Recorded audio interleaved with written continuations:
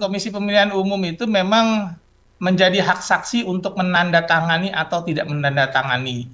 Yang pasti, DKI Jakarta sendiri itu bagaimana terkait dengan eh, wacana gugatan yang akan disampaikan oleh Ridwan Kamil Ridho seperti itu, Ridwan Kamil dan juga Suswono.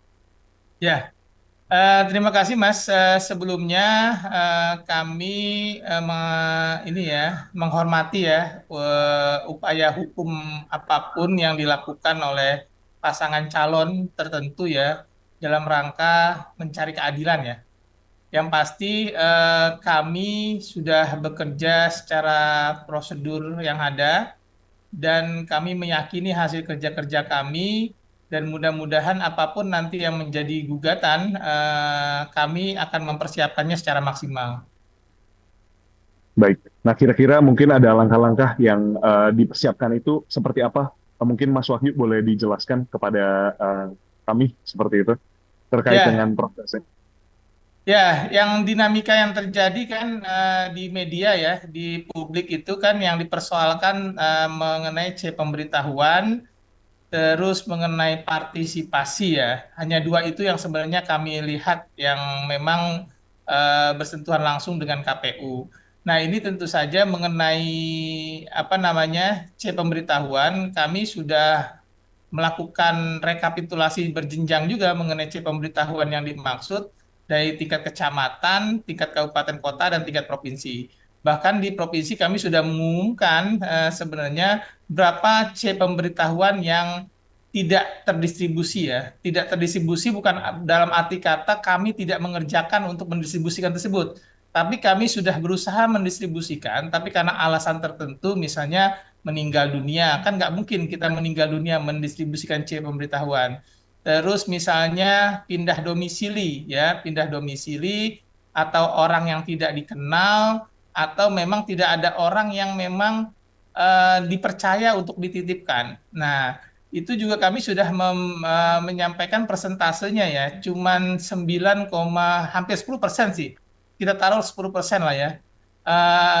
Itu yang tidak berhasil kami distribusikan, bukan kami tidak distribusikan.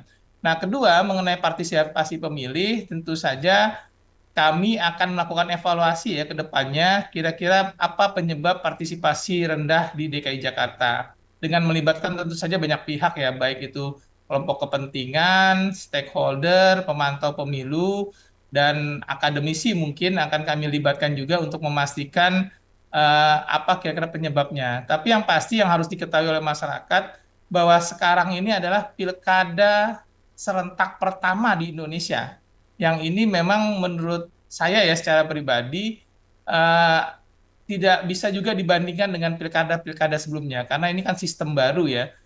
Sistem baru yang memang hasilnya partisipasi pemilih di DKI Jakarta tidak sampai 60%. Nah, ini akan kami lakukan evaluasi ke depannya. Dan tentu saja kami akan menyiapkan bahan-bahannya ya untuk bersidang di mahkamah.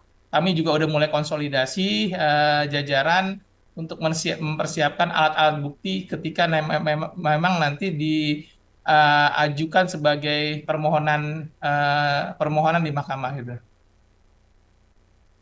Berarti terkait dengan alat-alat bukti yang seperti yang tadi sudah dijelaskan ya Mas Wahyu ya, Ya, terkait dengan tadi mungkin partisipasi, lalu juga tentang mungkin apa tadi uh, seperti yang tadi ada syaratnya pemberitahuan.